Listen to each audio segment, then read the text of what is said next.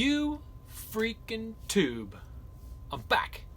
And I think I'm a little closer right now because I moved my chair up, but I hope I'm not too close. Anyways, notice anything different? I got my new fucking glasses finally. No more blobs of hot glue every 2 weeks putting on there to hold those stupid things together. That was a great relief after many months of waiting and whatnot. First because my glasses, when they arrived after a bit of a delay, were broken when they showed up at the optometrist. And then COVID hit, so that put another dent in it. But finally they came in the other day. They reordered them. I got my new glasses. No more nonsense with the old ones always falling off my head and stuff because they were held together by threads basically. Which makes it even worse because now we gotta wear masks when we go out, and then it's always pushing on it. So I'd be in the middle of the store and my glasses would all of a sudden just disintegrate and fall off my face. Like, oh my god, you have no idea how happy I am to get these things. But anyways, that's not why I'm here. Today is my monthly comics review. This little batch is a little different than the normal fare because normally I go in to my local store that I go to and get my monthly subscriptions and pick them up. And there's usually a couple episodes of Transformers, a couple issues of Turtles, a couple of G.I. Joe. I don't know what happened this month, but if the publishers are behind or we're just in production, or if it was a shipping thing or whatever. But there wasn't really much new over the past month that came in terms of the ones that I normally get. So let's start it off. So what I did was I went back and took the opportunity to pick up a few back issues from older series that I'm trying to fill out a little bit. So there was one new issue, and that issue is number 273 of the current ongoing G.I. Joe series. This is part 8 of 10 in the Snake Hunt storyline. So this one was just a lot of action, a lot of posturing. As we know, Dr. Mindbender and Cobra Commander have taken Snake Eyes captive and plan on using the brainwave scanner to convert him to Cobra's purposes because he's such a lethal adversary. But as we knew in the last issue, he has escaped his captivity and he's running loose in the base. So in this issue, Snake Eyes is continuing his rampage through the community center, which is where their Cobra secret base is, and where he's been housed. He's taken down Vipers and Cobra troops right, left, and center on his way towards Cobra Commander and Dr. Mindbender. In the meantime, all of the other forces that were mobilizing to help rescue Snake Eyes have finally started to converge on the community center. We have some teams of Joes dropping in from the sky. They are aided by, at the same time, the October Guard, the Russians, show up and help them out, as well as Crystal Ball, who is masquerading in the area as like a pizza delivery man. Then we see some G.I. Joe teams arriving on buses on the ground. They are aided by the Dreadnoks as they reach town. And then we have Scarlet leading a team of Ninja Joes that show up at the hospital and then take a secret tunnel underneath the ground that connects to the community center, and they are making their way towards the community center. So and that's kind of where everything ends off, as everybody's starting this assault on the community center, and Snake Eyes kind of engages Mindbender and Cobra Commander within its confines. So that's kind of where everything leaves off. So 2 issues to go.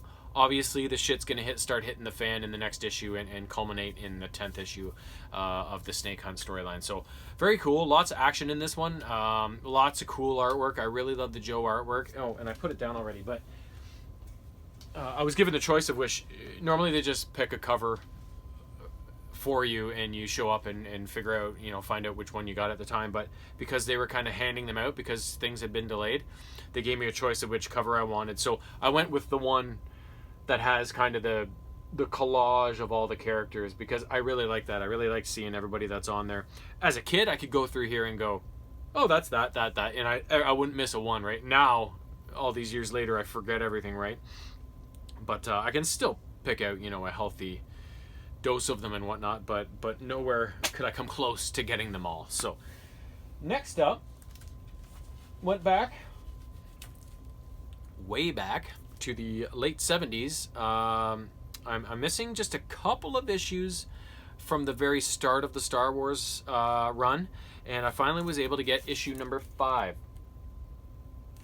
This one basically is still taking place within the original Star Wars movie. So this issue picks up just as Luke, Leia, Han, and Chewie are kind of completing their escape from the first Death Star after being captured, but eluding capture. Basically, the ship was captured, but they weren't, and then they rescued the princess. So they're just starting the final stages of their rescue attempt and getting back on the Falcon and blasting off from the Death Star.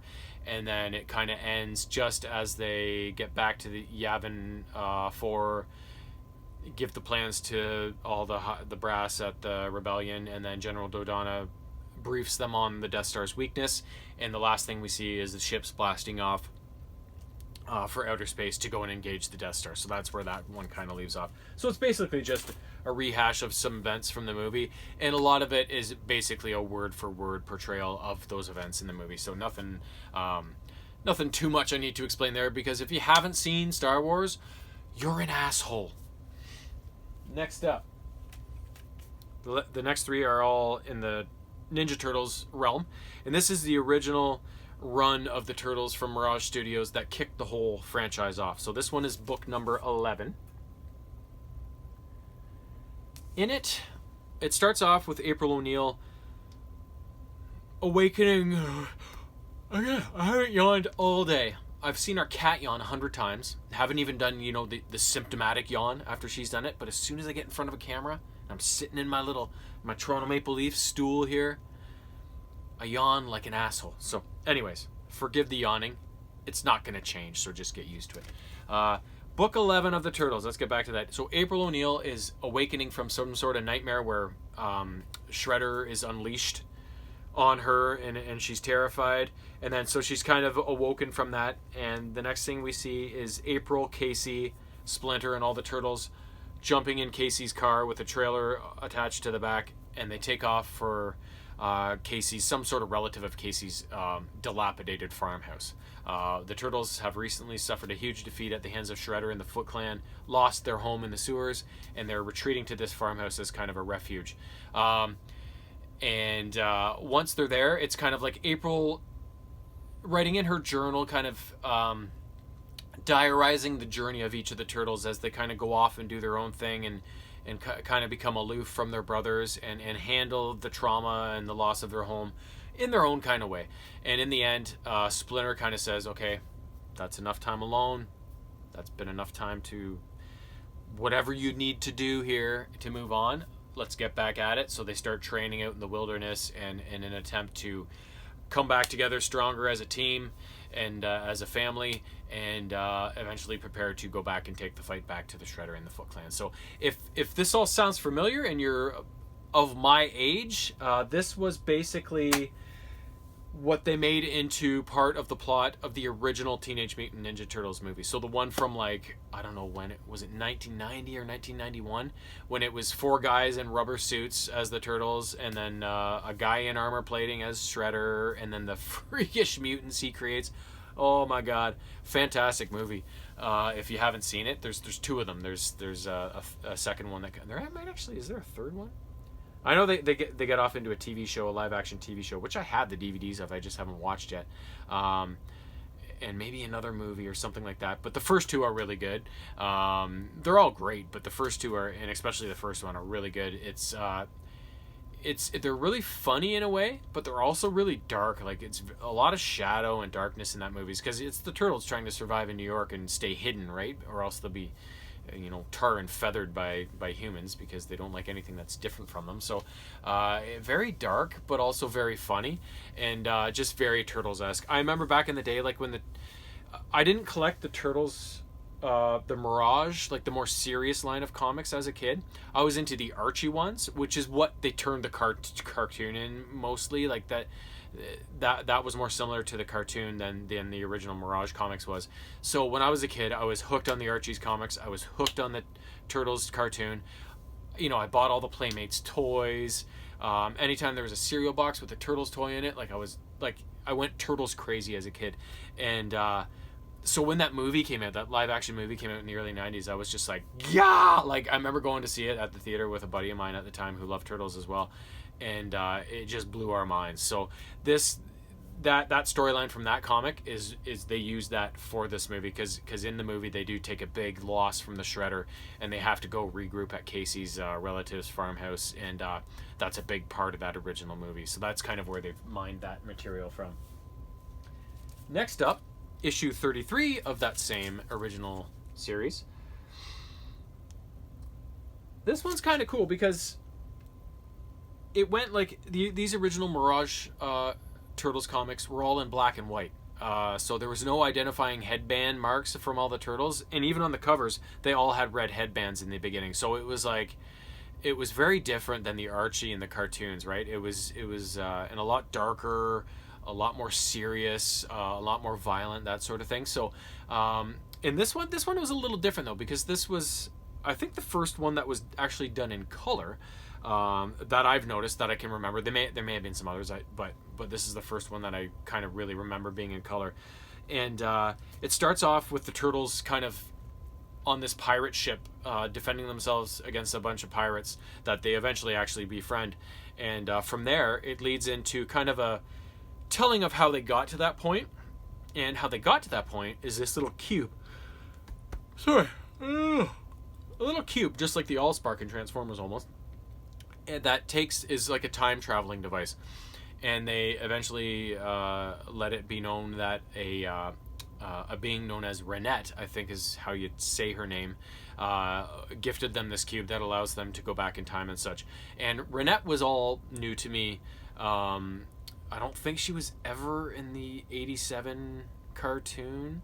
She may have been, I don't remember, but the first time I remember actually remembering Renette was in not the current Rise of the Ninja Turtles cartoon that's on Nickelodeon, where they really made a different look for them and stuff like that. I haven't watched any of that yet, but the one that came before it, from like 2012, whenever that one started.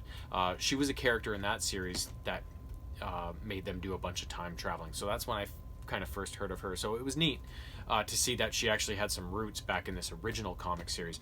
So they just kind of go back and say how they eventually got to this pirate ship, and they were on this time traveling adventure that took them to where else did it take them? To some sort of ancient dinosaur land where they get chased by this giant crocodile, back to medieval times, when they get engaged with some like knights and stuff like that, back to some more primeval times when it's just basically monkeys running around, violent monkeys that want to do away with the turtles, and then back to almost the site of the Big Bang, when time and space and all that stuff as we know it kind of all began. So back to the site of creation. So, and then eventually back home after all this adventure is over. So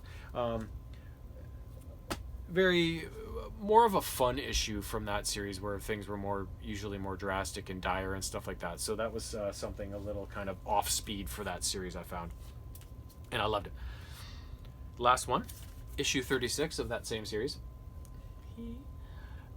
This one gets back to dire and dreary and miserable. So in this one, the turtles are on the run with their master Splinter once again, and one of the turtles, I don't know who, because they never reference who it is, and I don't have the issue before it or whatever, so is either injured or ill or a little bit of both, and they're on the run with everybody, and they're trying to get him to safety. And along the way, though, Splinter's like, uh-oh, my ancient enemy is almost here. And soon enough, this kind of weird-looking bird arrives in the sky and is like, no, you don't. And so then he kind of, in the metaphysical, otherworldly realm, attacks this turtle that's been injured. While Splinter and the other three turtles are still carrying his body to find a refuge, he wages war with this bird creature in their minds, and the bird creature is like, give up, you got nothing, you're nothing. Are you gonna run, or are you gonna fight for your life? So eventually this turtle, after much confusion obviously and running away from this being, finally decides to stand and fight it in this other world realm, and that's kind of where it leaves off, when the turtle kind of bursts free and is like, let's go, sort of thing. So where it goes from there, I don't know, because I'm not sure if I have issue 37 or not, or if that's something I still need to acquire, but I might find out one day. So that was it for this time around. Only the 5 issues, only one of them brand new. So a bit of a different look to it this time, but all fantastic stuff.